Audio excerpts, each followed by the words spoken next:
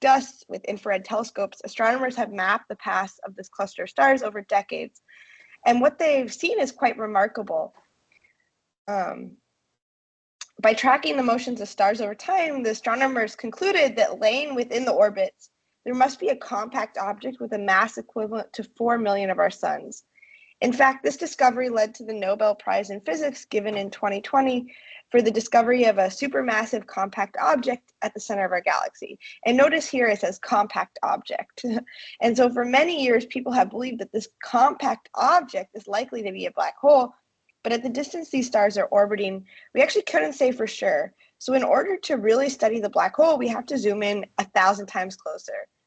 And there, Einstein's theory of general relativity makes some really exciting predictions for what we should see. So light propagating near a black hole doesn't follow straight lines. It's curved because the black hole is curving space-time. And so you have the space around the black hole is lit up by this hot gas spinning around. It's heated to hundreds of billions of degrees. We have these photons flying around everywhere. Many of them fall into the black hole, but other ones are pulled around it, such that the net effect is that the black hole casts what we call a shadow on the bright surrounding emission that's almost perfectly circular. So you kind of get an imprint of the black hole, of this ring. But this ring doesn't just take on any size and shape. If astronomers were right about that 4 million solar mass compact object being a black hole, then we would see a ring of 50 microarcseconds with not a lot of wiggle room. And after many decades of studying this mysterious object, in May of 2022, we revealed the very first image of this massive body, an image that actually lined up perfectly with predictions from prior observations and theory. So this is the first ever picture of the black hole at the heart of our own Milky Way galaxy, a radio source called Sagittarius A star, or we call it Sag A star for short. But what made taking this picture so difficult? Well, the fundamental challenge is one of scale. Because the Sag A star black hole is so massive, it occupies a size roughly the size of Mercury's orbit around the sun. And that might sound large, but at a distance of 26,000 light years, that's actually like trying to photograph a single grain of sand in New York, all the way from where I am at Caltech in the Los Angeles area. And so taking a picture of something this small required this international collaboration of scientists from all around the world, building new instruments and algorithms to make it possible. So today I want to tell you a very, very abridged story of how we were able to take this picture of a black hole. But what I really want to do is that will hopefully lead into these two new directions that I want to talk to you about that my group has been exploring on using machine learning to see more from our current data. So, and then at the end, I'll also briefly show another direction that we've been working on, applying the ideas that we've developed kind of initially for things in black hole imaging, but to dark matter tomography that builds on these ideas. Okay, so again, why is imaging the black hole to begin with so hard? Well, as we said, that black hole shadow is so small, and actually it can only be seen at a very particular wavelength. So if you go back to your high school physics, you remember the diffraction limit, you can actually calculate how big of a telescope you need to see something that's that small in size at that wavelength. And it turns out you need a telescope 13 million meters across, or essentially the size of the Earth. And so although we couldn't build a single dish telescope the size of the Earth, instead the Event Horizon Telescope collaboration spent over a decade joining telescopes located around the world to build a computational telescope the size of the Earth that was capable of resolving structure on the scale of a black hole's event horizon for the first time. So how does this computational telescope work? Well, unlike with a camera, in the Event Horizon Telescope, we don't capture the picture in pixel space, but instead in frequency space. So we're essentially taking measurements of the black hole image's Fourier transform. And if we put telescopes all across the globe, we would actually sample all these different spatial frequency measurements. But since we only have telescopes at a few locations, we only get a sparse number of measurements. And so it turns out that for every 2 telescopes in the telescope array, we get a single measurement of the underlying image's 2D spatial frequency that's projected to that's related to the projected baseline between the telescopes. And so this would be, it's a spatial frequency, so you would normally, it's a complex measurement with an amplitude and phase. But that means that if we only have a small number of telescopes, then we only have a small number of measurements, right? But luckily, as the Earth is rotating, we obtain other new measurements. So since the projected baselines between telescopes change as the Earth rotates, this actually amounts to carving out these different elliptical paths in the spatial frequency plane. So how do we make an image after extracting these measurements? Well, at this point, we can think of it as a purely mathematical inverse problem. We just, and we can kind of abstract away the astrophysics of it. And we just have to say, well, we have this sparse data, and our challenge is to invert the measurements and find the image that caused it. And if measurements covered the entire globe, that would be trivial. But since we only see a few measurements, there are an infinite number of possible images that are perfectly consistent with the data we measure. And on top of that, actually, the fact that we have significant noise from the atmosphere doesn't just make it an ill-posed problem, but it ends up being a sparse nonlinear phase retrieval problem as well. So remember I said that the measurements had amplitude and phase. Well, the phase actually gets scrambled by the atmosphere, which makes it even more challenging. But of the images that are consistent with the measured data, there are some that we consider to have properties of images that we like more than others. Like we want something that is where the light is compact or smooth. And thus our goal becomes to find an image that doesn't just fit the data, but is likely under some sort of mathematical model of a likely image. And so by injecting preferences for image statistics into the pipeline, we can use that additional information to whittle down from the infinite possibilities to one solution. Okay, so this was super hand wavy. How do you actually solve this? How do you would you write this mathematically? So I just want to introduce a bit of simple math because I think it's going to help later on. But if you don't want, but for those convening, like if you don't want to follow the mathier parts, don't worry. I'm going to make the takeaways still clear, I hope, even if you don't follow along. So here we're solving an optimization problem where we're trying to find the image X that maximizes the posterior probability conditioned on the observed measurements Y.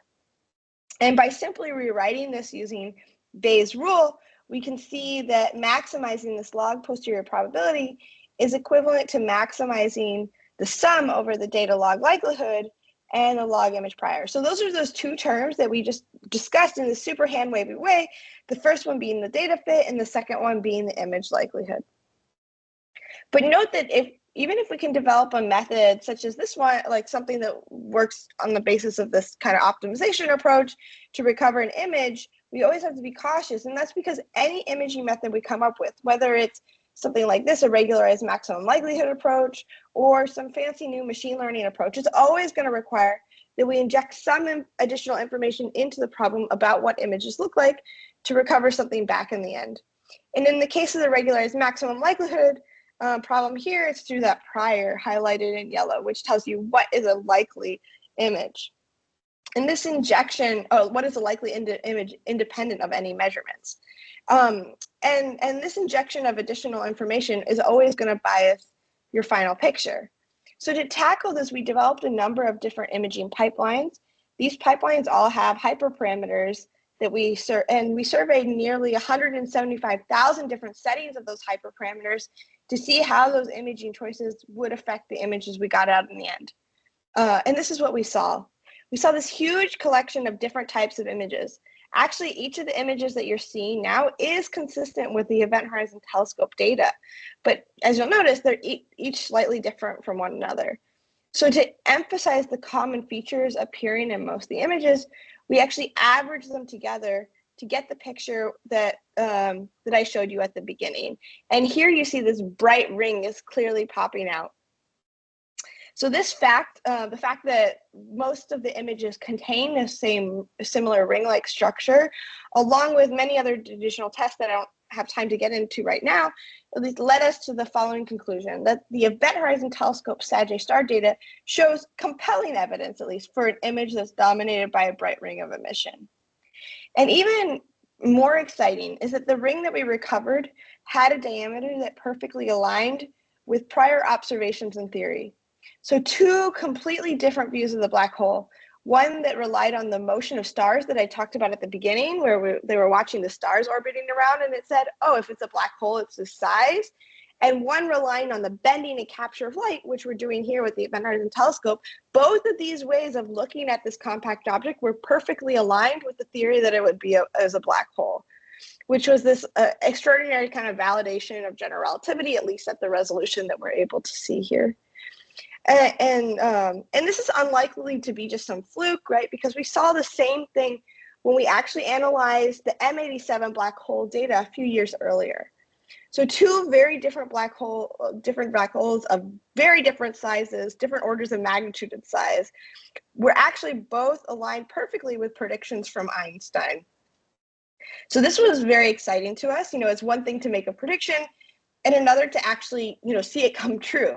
So we were really excited. Finally, we could release the results.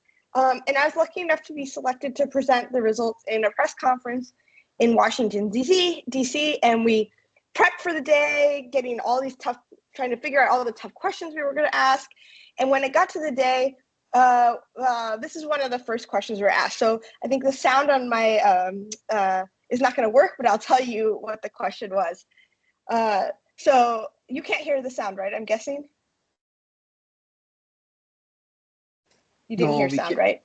No, we're not able to hear the sound. Okay, so I'll just tell you what they said. So this was a question from, I forget, someone maybe in Brazil, I forget exactly, a reporter there, and they asked, why is the black hole image so blurry?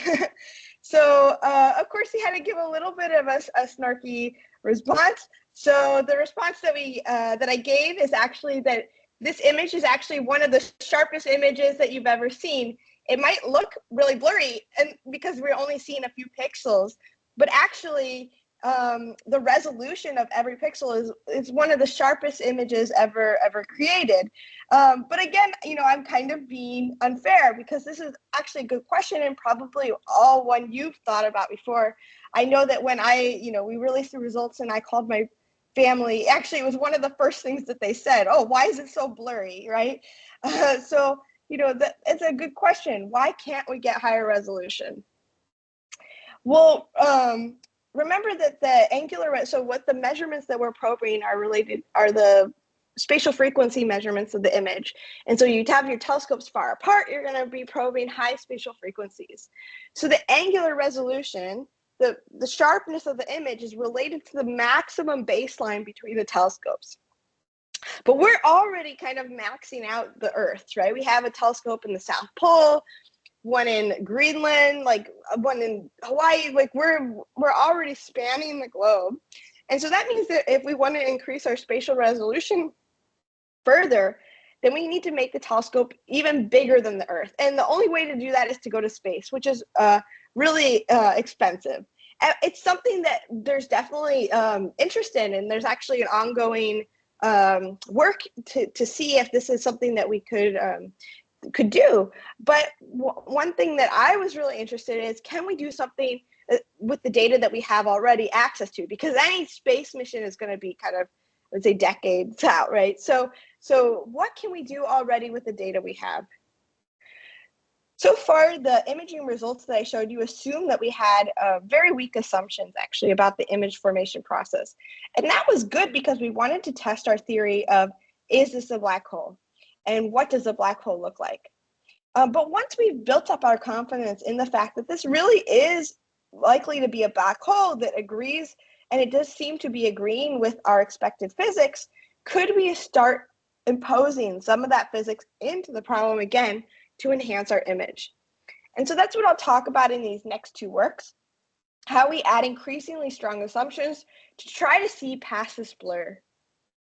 Okay, so let's dive into the first direction of doing image reconstruction with data-driven priors. So let's consider different types of reconstruction methods. On the left-hand side, we have traditional imaging, which uses handcrafted regularizers to impose as few assumptions as possible. And then on the right-hand side, we have these model fitting result, which constrains the image according to an underlying physical or geometric model. And both of these extremes are limiting. So pure imaging, okay, it gives you lots of flexibility, and it's good because it imposes very little bias, but you're not going to get rich images. You're not going to see lots of detail. And model fitting limits the potential of discovery and is prone to overfitting to an incorrect model, which probably all our models are incorrect at some level. So we want to target the middle between these two extremes. And to do that, we've proposed using data-driven priors to fill in the rest of the spectrum.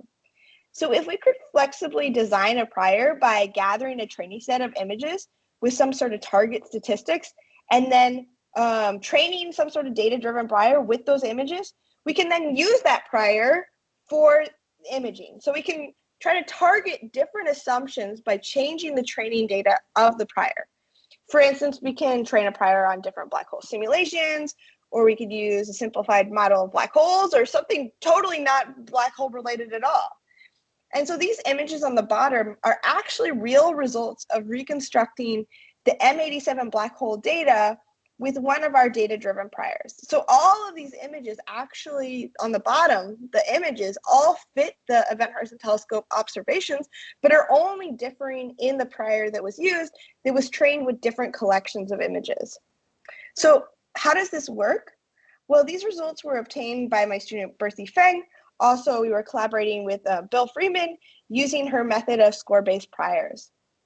And in fact, my favorite of her examples is when we used the celebrity face data set to reconstruct the black hole image, where it shows that, it gives this Phantom of the Opera-esque mask. And I love that, like, it really tries to make a face at the same time as trying its hardest to put a ring there that's brighter on the bottom than the top. So Berthy has been doing some interesting work in showing how these priors affect the image we get, and then using those results to try to make some conclusions about what features in the image are really robust, and the data is telling us the story, and which ones are kind of hallucinated by the priors that we use. So this is just one method, though, that we've been using, but actually my group has been developing a whole suite of methods that allow us to try to tackle this problem. And the common backbone of them recently has been this idea of using a diffusion generative model to help us out. So what is a diffusion model? Well, you've probably seen some of these crazy images floating around the last few years of, things like corgis and sushi houses, or dragon fruit doing martial arts, or even maybe generated some of your own using software like DALL-E. And so these images are generated by a computer relying on a process called diffusion. Diffusion models generate samples from a distribution by reversing the diffusion process from some target image distribution, like the images that we want, like clean images that we want to see, but they reverse the diffusion from a simple, usually Gaussian distribution. So in particular, it's trying to estimate a clean image x0 from a noisy image xt by successively denoising images where you have like x of little t is an intermediate noisy image. So you start from pure noise and you denoise it until you get a picture. Okay, so for these diffusion models, the forward noising process is known, but reversing diffusion actually requires one to estimate this term in green called the score function along the diffusion process. So these diffusion models are not just useful for unconditional generation of images, but also have been shown to be incredibly effective at solving inverse problems. And what these methods typically do is simply condition that time varying score function on the measurements y. So remember, xt is that intermediate noisy image, but now we just say I want to use the probability of the intermediate noisy image conditioned on my measurements y. And theoretically, if you're able to solve this, then this should result in samples. When you solve the reverse diffusion, you'll get samples from the posterior distribution, given the measurements and assuming a certain diffusion model for the prior. So to do this, most existing methods, but like to actually calculate that red term is hard. So to do this, most existing methods attempt to approximate that conditional red term. In particular, they first apply our handy Bayes rule to separate out the forward operator so it can be used for generic imaging problems. And then one can leverage existing pre-trained diffusion models for the unconditional green term. Like notice that's the term is exactly the same as what was originally people solved with diffusion models. But the main challenge is in the blue term. So the blue term, though, it turns out to be intractable to compute in general. And the reason why is, so this looks like it's showing that you have the likelihood of your data given this image xt, but this is not a clean image xt. This is a noisy image xt. And so actually to compute this, you would have to integrate over all clean images that would give you this intermediate noisy image xt when you're calculating the likelihood. And so that ends up being intractable because you have an integral over all possible images. So various methods have been proposed to try to circumvent this intractability, but even for arguably the finest approximations to date, the methods don't actually sample from the true posterior. So we wanted to try to get around this, and therefore we pursued a totally different path towards sampling using a diffusion model prior, and we called this method plug-and-play diffusion models, or PNPDM, and my student Ray Wu has been leading this project. So let's dive into how it works.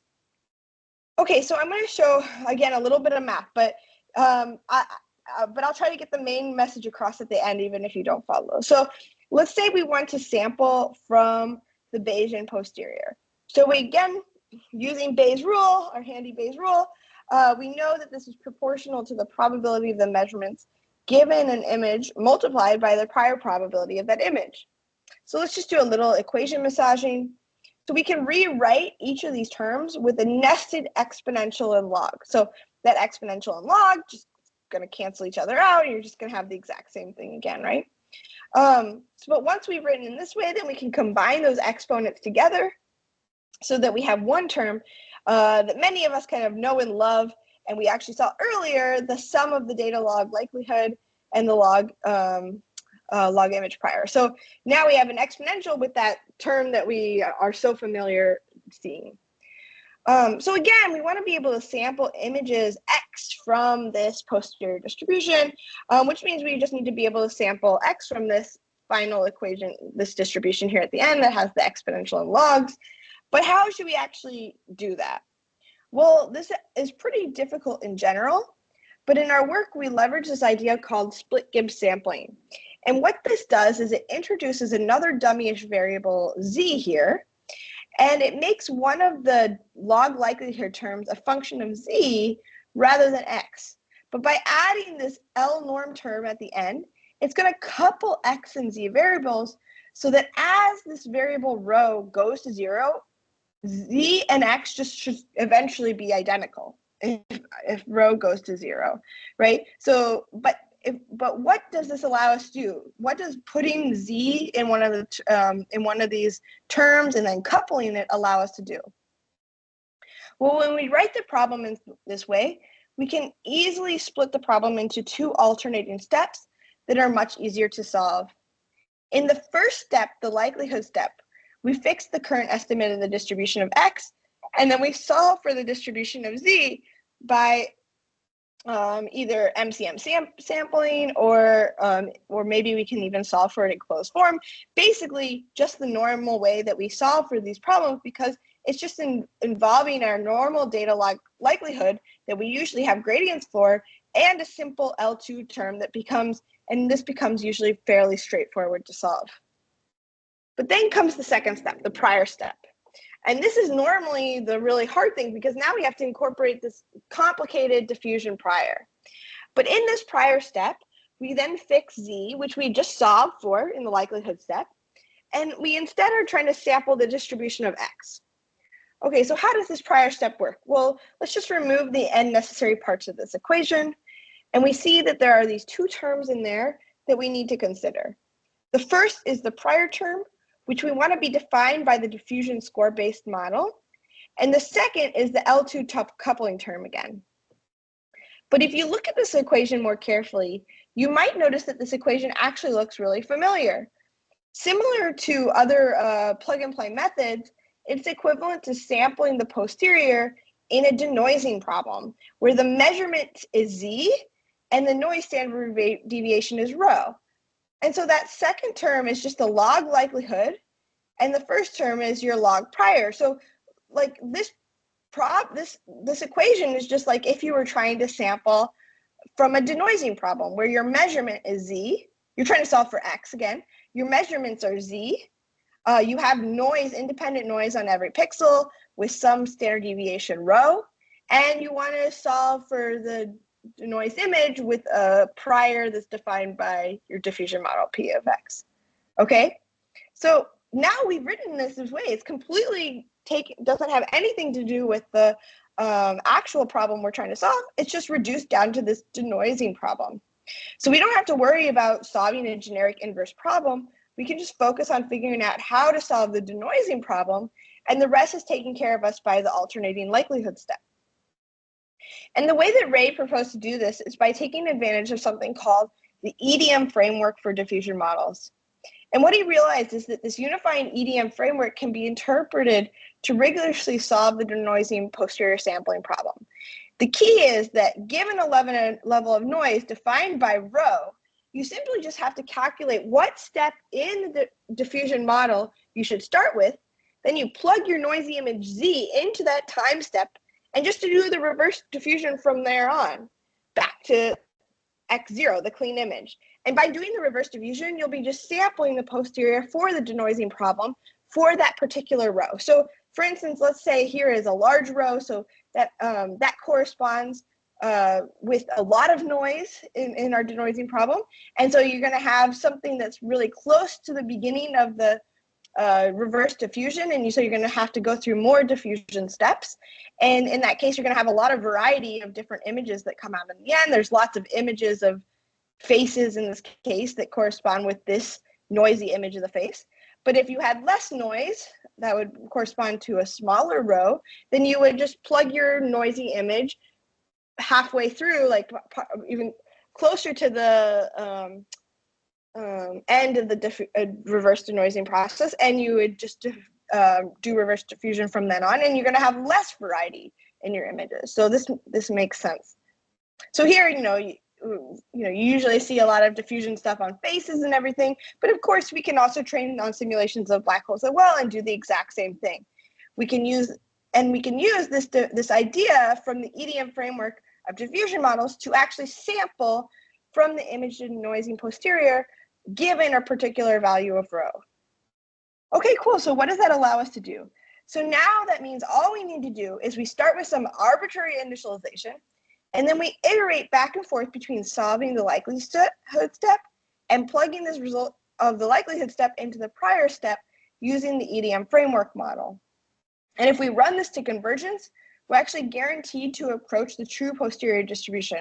So no approximations are actually necessary in that. So as I've mentioned, we've applied these ideas to real black hole images, and this is what we saw. We trained this diffusion model with black hole simulations and used this diffusion model in the inverse problem with the real M87 black hole data from the Event Horizon Telescope.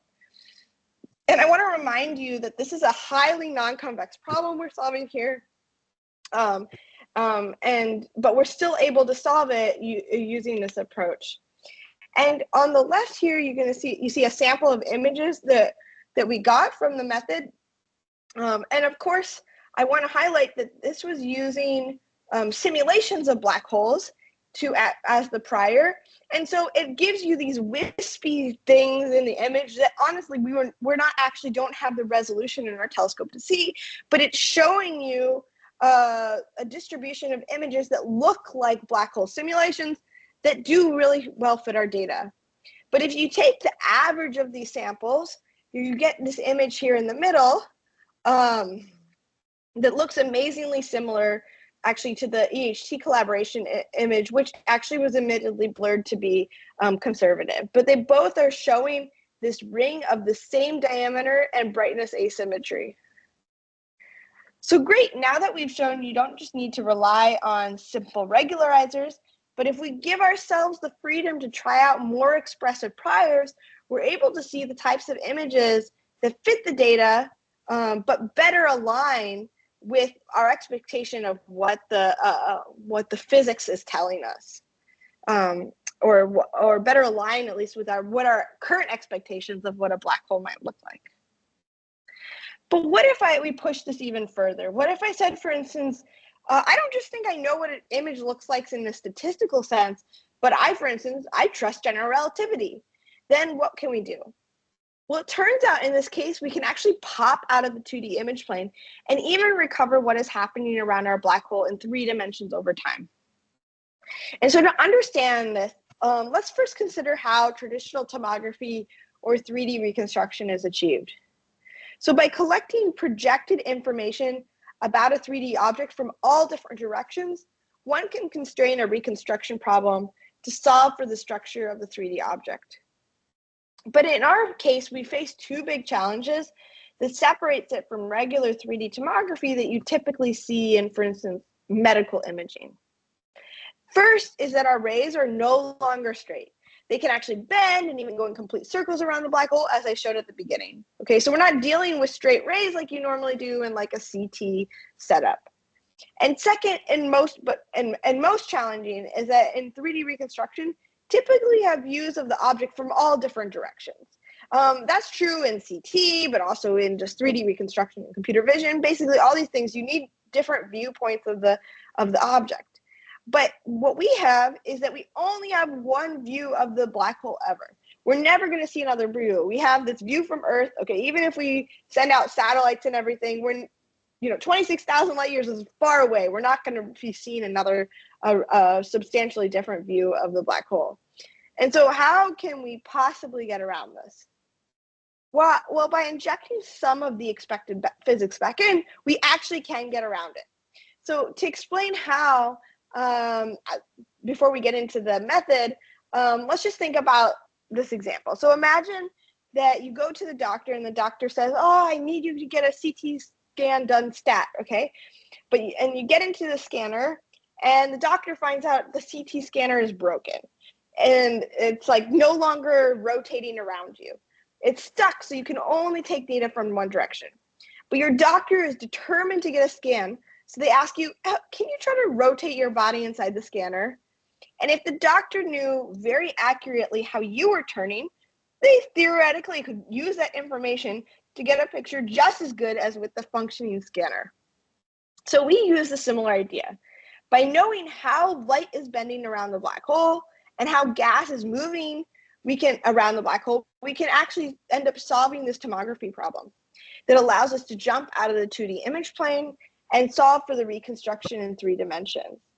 So Avia Levis, who was a postdoc in my group at Caltech, but recently started a faculty at Toronto, led this project to recover the 3D emission around the black hole. But we really had collaborators in both CS, Prachel and Ren, and also in astronomy, Andrew and Maciek. So this was like truly an interdisciplinary effort, which I don't think would have been, it wouldn't have been possible without the efforts from both sides.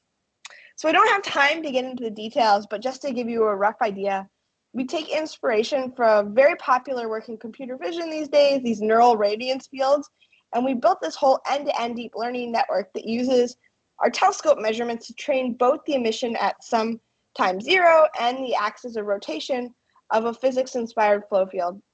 And these are actually trained jointly. And so when we developed this, we actually presented it in a computer vision conference called CVPR a couple years ago. And when we showed results on simulations from a future telescope array called the Next Generation Event Horizon Telescope, or NGHT. But the NGHT is actually many years away. So we were too impatient, and we said, can we actually use a slight modification of this method to see dynamic behavior close to our black hole already? And so it turns out that we were able to. So I'll show you actually some real results that are coming up. But let me explain a little bit first. So the image that I showed you before was recovered from data taken on April 7th of 2017.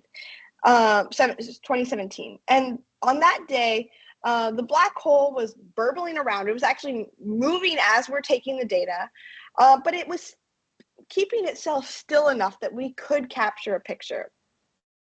But actually on April 11th of the same year, the galactic center was explosive.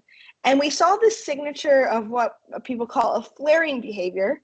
So the black hole got really bright all of a sudden.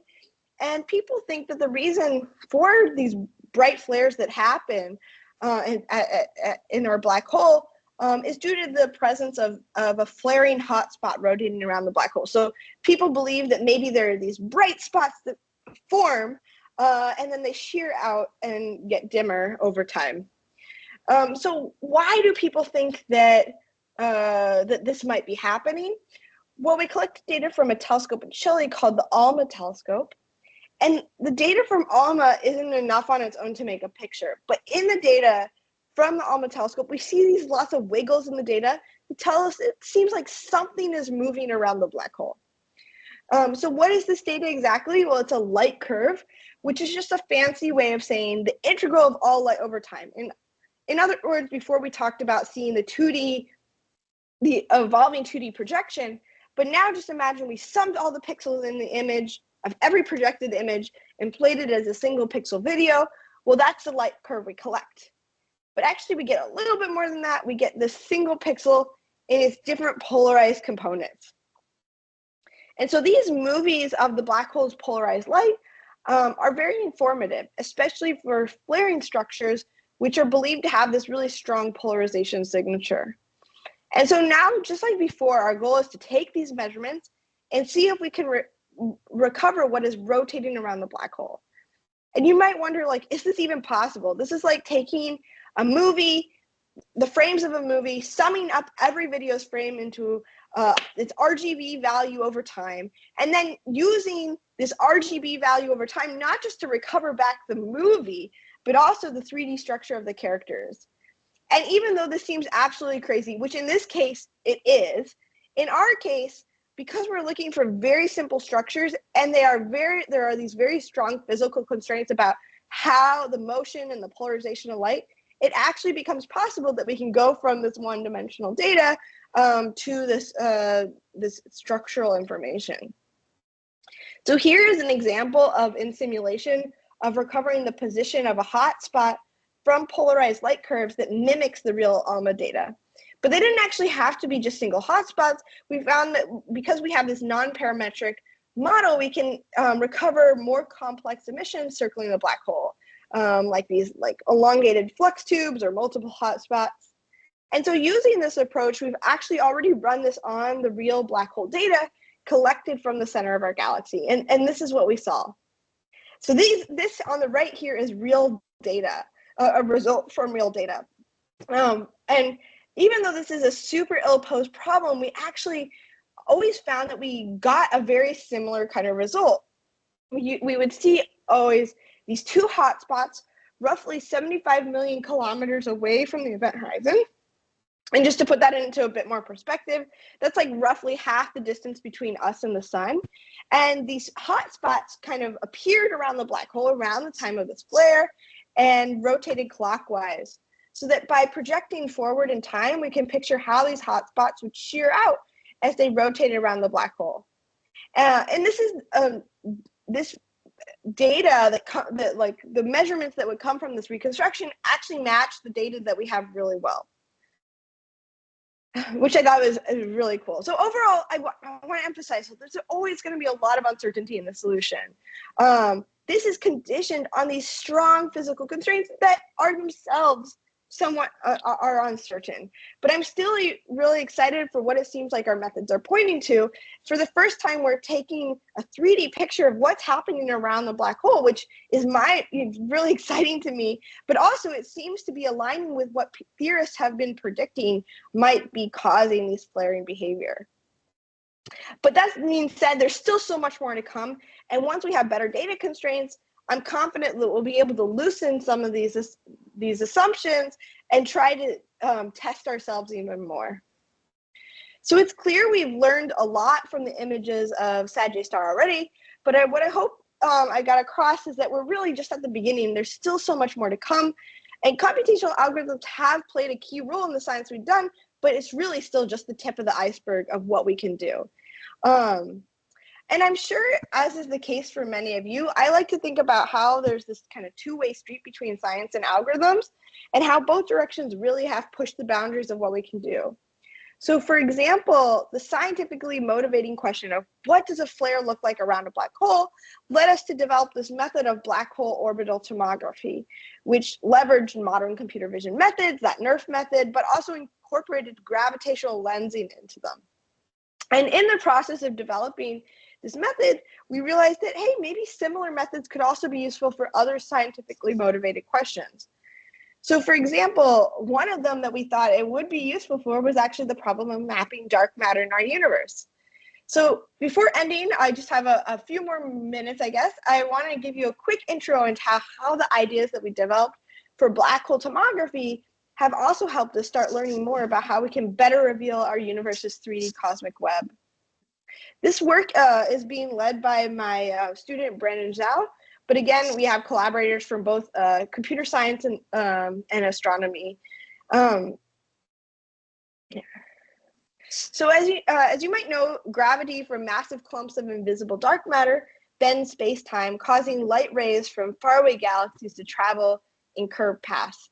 So when light from these galaxies reaches Earth, their images are distorted by the dark matter lying between them and Earth. And this effect is called gravitational lensing. So just like the lensing that we saw around black holes, but in this case, to a much weaker extent, because the dark matter doesn't cause as much lensing as the black hole would cause.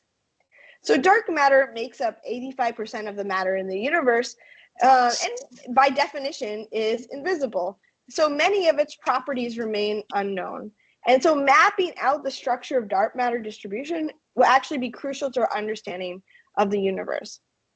But if we can't see the dark matter, how can we use the distortion it causes to map it? So let's look at this more closely. Let's look at the effects of weak lensing when observing a single galaxy. So let's say we have a telescope observing this distant galaxy, and because of gravitational lensing, light from this galaxy is going to travel on slightly curved paths as it reaches the sensor. And this results in a change between the galaxy's intrinsic or unlensed shape and then the lens shape that we actually observe on the telescope. So note here, I'm doing this like super exaggeration in the shape just so you can see that there's a shape change. But really, in most weak lensing, these effects are much, much more subtle. You can't probably even detect it by your eye. And actually the can be pretty well approximated just by a straight line of sight. So the amount of shape change that occurs is a function of the matter density intersected by the light as it reaches the telescope. And thus measuring these shape changes is a powerful probe of the 3D structure of the universe's dark matter field. So let's try to describe these shape changes in more explicit terms. So since the galaxy images observed in weak lensing are approximately elliptical, people often describe these in the shapes in terms of ellipses. So in particular, we consider this parameterization where the magnitude determines how elongated the ellipse is, and then the phase determines the orientation angle.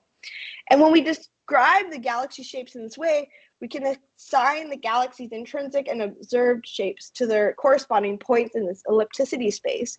And in the limit of weak lensing, the shape change then just becomes an additive effect in the ellipticity space. So the shape change, gamma, is then just a complex function of the 3D dark matter density, rho, that we really want to invert. So our goal is to basically find rho that would lead to the shape change that we see. But it's not that simple, because cosmic shear measurements are actually really challenging to work with because of the uncertainty in the galaxy's intrinsic or unlensed shape. Actually, in current surveys, the intrinsic shape is just completely unknown. We don't know anything about what the intrinsic shape is. We just assume that over the whole distribution of galaxies that it has like a Gaussian distribution, or it's like a uniform distribution. We expect to have all these all different orientations and sizes. There is a new technique called kinematic weak lensing that's being developed that allows you to get some level of intrinsic shape, but even then it's orders of magnitude. The signal is orders of magnitude less than the noise, actually. So what does that mean? Well, just walking through this equation that we talked about before, you can just see, oh, that noise is going to really appear very strongly, so that then the measured shape change is going to be equal to the true shape change plus this huge amount of noise that ends up being, it's really overwhelming. So how big is it? Well, in traditional weak lensing, you basically assume you have no knowledge of the intrinsic shape, as I said. And so that would be like this purple, let me explain this a little more. So here we have a plot here where we've done this zoom in. So this goes from -1 to 1. So it's a range of 2 here. And here we've zoomed into something that has a range of 0.01. So it's a very small part of this whole space. And the purple line is showing you the uncertainty in traditional weak lensing. This red one is showing you with this new idea, this new method called kinematic weak lensing, which will hopefully be implemented in upcoming surveys, but it's still way, way, way more noise than we have signal, where our signal is that gamma that we're trying to look at here. But although we have a huge amount of noise, we can mitigate the effects of this noise by combining many galaxy measurements. So typical weak lensing surveys detect millions of galaxies, and we can thus analyze the statistical effects of cosmic shear in spite of all these uncertainties. So to solve the problem, we take an analysis by synthesis approach, similar and actually inspired by what we did for the black hole tomography work, that uses our knowledge of lensing with a coordinate-based neural network to solve a tomography problem from only one viewpoint. So the network takes in these spherical coordinates as input and then outputs a density value at that 3D point that represents, so this tells us at that 3D point in space, what is kind of the density of the dark matter that is there. So for a given galaxy, we can actually compute the shear forward model to get the expected shear or shape change in that galaxy if it were lensed by the density field that was represented by our neural network we're solving for. And then we can compute a loss against the actual shear we observed. And because the forward model is fully differentiable, we can then just optimize the network weights via gradient descent, and we can iterate until the neural network here fits the cosmic shear measurements up to the expected noise. And so we basically are just solving for this continuous representation of the dark matter field that gives us the shape change that we expect to see across the galaxies. And using this approach, we're able to reconstruct 3D fields from these weak lensing measurements. So for these experiments, we simulated dark matter fields with a low resolution n-body simulation, and then simulated cosmic shear measurements according to expected specs from like traditional and future surveys, and saw that we're able to see often recover a lot of the large scale structure, although the details of the structure is is not able to be recovered properly. But we're at least able to start seeing where structure is located in 3D. What I also find really interesting is that the neural network representation allows us to recover non-Gaussian structure that we expect in our cosmic web, and that will actually help us in studying a lot about the dark matter distribution. So for instance, we did this absurd test where we put digits in space, but why was this important? Well, it shows how the neural network is able to naturally localize these sharp structures without artifacts where previous methods are failing there, because they have very strong assumptions about Gaussianity. So I hope you can see that although the small scale features are very uncertain, we're still able to recover at least large scale structure in the mass density using our method, which I'm really excited about. So this is still very much a work in progress. Brandon is in the process of trying to get this working on real data right now. But I'm just really excited for the future of this as a new direction that I'm learning more about. And so it would be great if we could try to apply these similar ideas that we developed for black hole imaging in this totally different domain.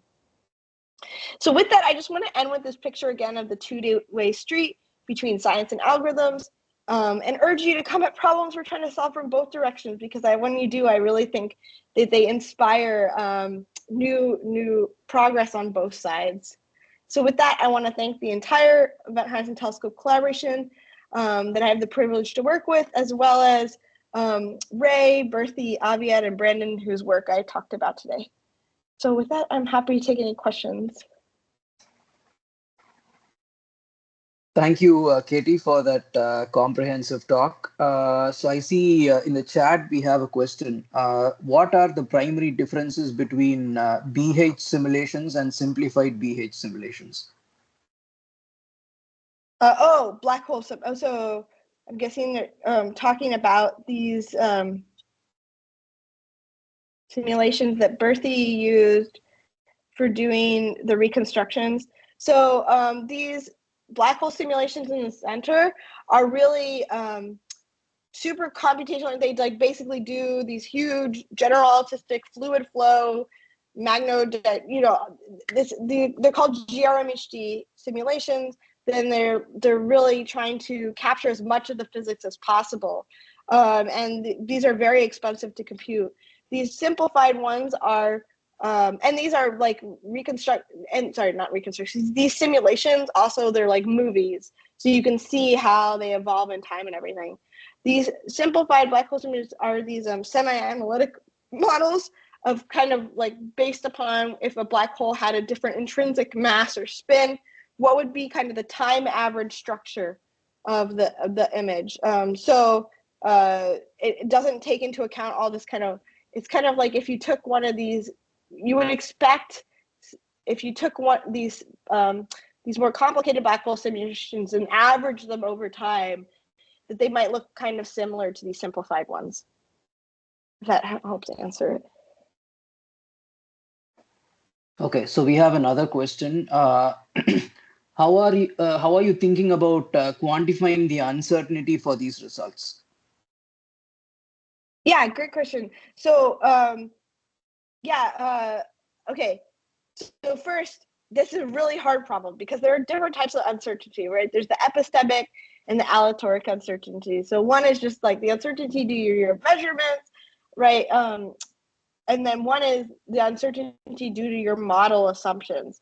So the work that we did, so when I was showing you this this collection of images here, these are all images that are obtained of the Sagittarius star black hole when we used methods that we were probing different model parameters, like what is the type of regularization we use, or whatever, or what is the way that we optimize. So they were something about the underlying model, so it's kind of like the more epistemic uncertainty, although it's not in a probabilistic sense, the epistemic uncertainty, but it's telling you how does the image change as a function of these basically are unknowns and what the exact prior model should be, or things like this. So I think this is really important, and that's probably our largest form of uncertainty, is the fact that we're trying to image something we haven't seen before. So we do have an uncertainty in what our prior is, and these parameters. But also in my group, we work not just on this, but also on more efficient aleatoric uncertainty quantification. So we have some work on that I didn't present here, but how do we do that more efficiently, especially for these high dimensional images? But actually all the stuff that I talked about before, like this method that I said Berthy worked on, and also the method that I talked about with the split Gibbs sampling here that resulted in these images. This is a posterior sampling method. So under your prior that you're assuming, that in this case was a trained diffusion model, it is giving you samples from your posterior distribution. So if you look at these images, you look at the differences over the images, that is giving you some information about the uncertainty. So here I'm just showing you the mean, but also we often look at the standard deviation or the fractional standard deviation. But of course there are higher level correlations as well. But yeah, so in my group, that is a big priority, not just recovering an image, but actually what's more important often is the uncertainty in that image. And so we try to develop methods that are trying to get the best of both worlds, using sophisticated priors, but still allow us to recover or quantify the uncertainty. Okay. So we have another question. How do you come up with analogies like the CT scan or movie frame average analogies that help you communicate your research? How do you test them out to be sure they help people understand? Oh, good question. I don't know. Did it help people understand? I think it was the way I don't know. I think that I do what helped me understand initially. So when we started this project and I was trying to understand it, actually I wasn't thinking in terms of a CT scanner at that time. I was thinking in terms of a person with an inner tube, like a floating inner tube, and them spinning the inner tube around themselves. And I was like, well, what if it's spinning and you're seeing it from one angle and you have all these, I don't know, I think I was picturing this ducky inner tube and you would see different parts of the ducky or whatever. But then I thought the CT was more appropriate. But basically, yeah, these analogies help me understand about the problems. But yeah, it'd be great to get your feedback on which analogies work and which don't. So I think we have one last question before we break. So can you also feed this sensitivity of the samples back to the hardware teams to highlight which parameters are having the greatest effect on the final results and motivate further telescope or detector improvements? Yeah, really great question. Yeah, so actually I mentioned that there was this next generation Event Horizon Telescope, which has the goal of basically adding, well, it's being done in stages, but the goal of eventually hopefully adding 10 more telescopes to the array, which would increase the amount of data and allow us to do things like make black hole movies that are very robust and everything. But yeah, so I have some work that I did not have time to present here, but is on trying to use also differentiable frameworks to try to optimize the placement of future telescopes. And so this is actually useful for both that and also observing. So when we observe, we have telescopes all around the world, and we actually, have to deal with the weather at all those telescopes, and it's very hard for all of them to be able to observe in a single night. And the question then becomes which ones are most important to be paired together and things like this.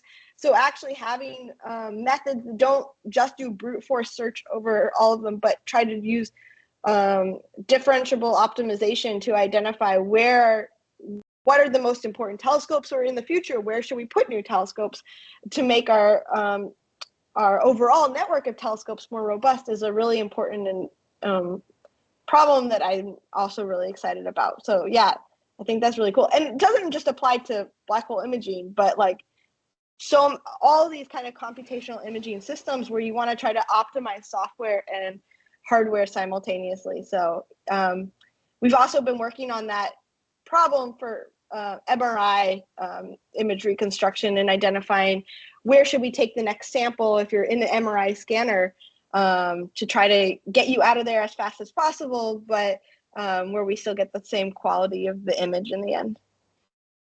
Okay. Thank you for your answers. I think we've run out of time. So let's thank the speaker one more time before we all break. So thank you once again. Thank you. Thank you for inviting me in the questions. Great questions. So as I said, I'll be posting the recorded video online. So do make sure to check it out. Yeah. Thank you. Thank you. Bye.